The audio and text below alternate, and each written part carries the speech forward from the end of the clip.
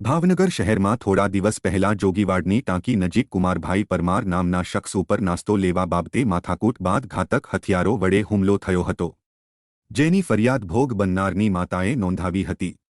નોંધાયેલી પોલીસ ફરિયાદ બાદ ગંગાજળિયા પોલીસ દ્વારા 5 શખ્સોને ઝડપી લીધા હતા। ત્યારબાદ ઘટના સ્થળે લઈ જઈને રિકન્સ્ટ્રક્શન કરવામાં આવ્યું હતું।